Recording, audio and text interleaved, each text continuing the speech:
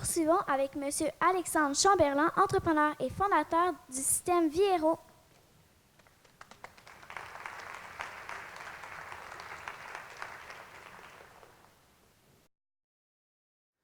Bonjour à tous. Je m'appelle Alexandre Chamberlain, j'ai gradué en génie agro-environnemental en 2017 et j'ai directement fondé, je préside présentement Système Vireo. Vireo qui veut dire être vert en latin. Nous, ce qu'on fait, c'est transformer les bâtiments dans les villes. On installe des potagers intérieurs pour que ça devienne quelque chose de standard pour rendre les villes plus durables au niveau alimentaire. Aujourd'hui, je vous raconte mon histoire qui a commencé par un changement de point de vue. J'ai toujours été très, très sensible à la problématique environnementale, sociale, vouloir amener un peu de justice et tout. J'étais très revendicateur dans mes approches, mais j'ai décidé d'avoir une approche beaucoup plus constructive par rapport aux problèmes qui nous entourent aujourd'hui. Ce qui m'a amené, durant mes emplois, mes différentes expériences déjà, à faire des premiers projets agricoles.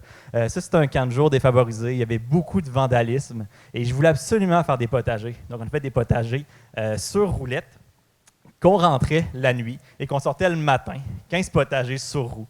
C'était super intéressant, mais j'étais allé d'un petit peu plus loin et j'ai décidé de me former pour pouvoir avoir un impact plus grand. Donc, j'ai démarré mon bac en génie agro-environnemental, j'ai rencontré des gens, je me suis impliqué dans les incubateurs, dans les réseautages et tout, et ça l'a mené à des beaux résultats.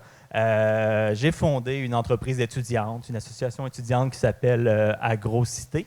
AgroCité, qui fait justement de la conception, l'installation et de la maintenance de systèmes hydroponiques. Tous les produits qu'on faisait à AgroCité étaient vendus aux cafétérias étudiantes du campus, une association qui fonctionne toujours aujourd'hui.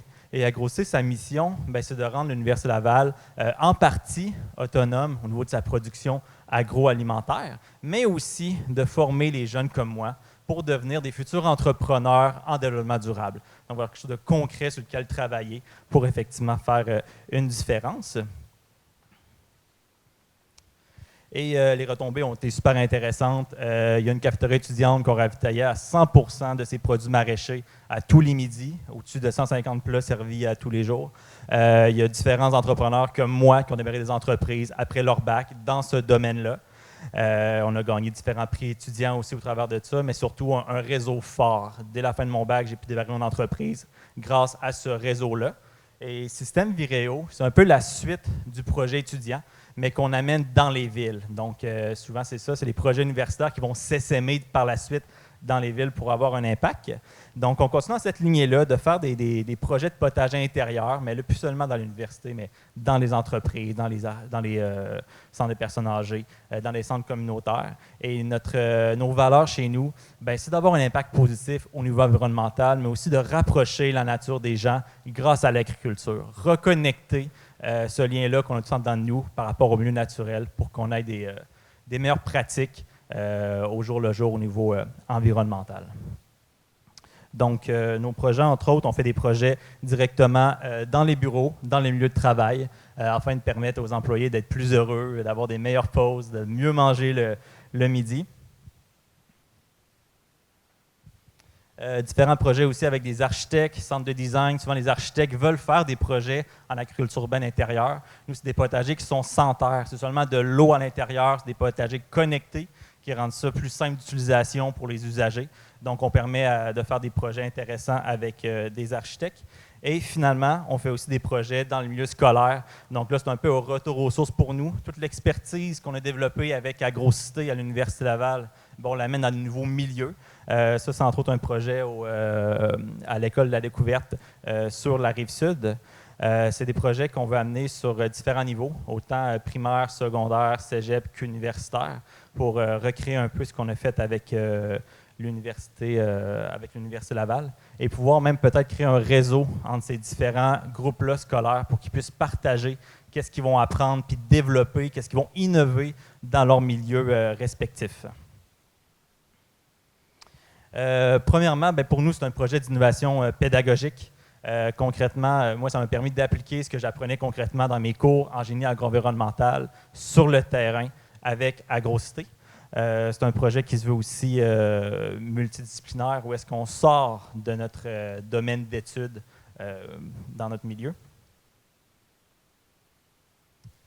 L'idée aussi, c'est de pouvoir introduire par rapport à la pratique agroalimentaire, quelque chose qu'on a perdu. Là, 70 ans, tout le monde savait jardiner, tout le monde ou presque savait comment faire l'agriculture.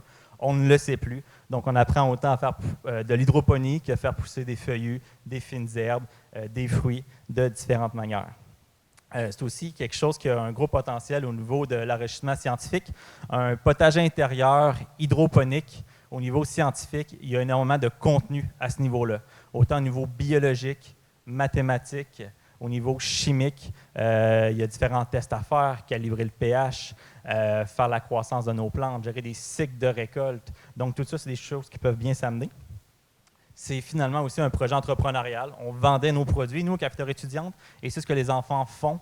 Donc, autant qu'ils vont vendre leurs produits aux cafétérias étudiantes, qu'ils vont pouvoir le vendre à des parents qui viennent à l'école, à des centres communautaires autour dans le quartier, pour autofinancer le projet lorsqu'il est mis en place. C'est aussi une belle manière pour communiquer par rapport à ce qu'on apprend dans ce projet-là, puis pouvoir partager les différentes solutions qui existent au niveau agroalimentaire, au niveau local. Donc, pour conclure, AgroCité, c'est un projet qui brisait les silos. Ça m'a permis de travailler avec des gens en éducation, en droit, des gens en génie physique, dans plein de différents domaines. Donc, c'est un projet qui se veut multidisciplinaire, qui peut aider à faire des futurs entrepreneurs en développement durable. AgroCité et les projets qu'on fait, c'est ce que c'est. C'est des pépinières d'entrepreneurs en développement durable. C'est des genres de projets que j'aimerais voir de plus en plus dans les études. C'est ce qui m'a permis, moi, de finir mon bac en génie agro-environnemental. Pas avoir eu ce projet-là, c'est définitif que je n'aurais pas pu terminer mon bac parce que les jeunes ont besoin de concret, ont besoin de se sentir dans un projet puis de pouvoir faire eux-mêmes leur différence. Alors, au plaisir de vous parler, puis bonne journée.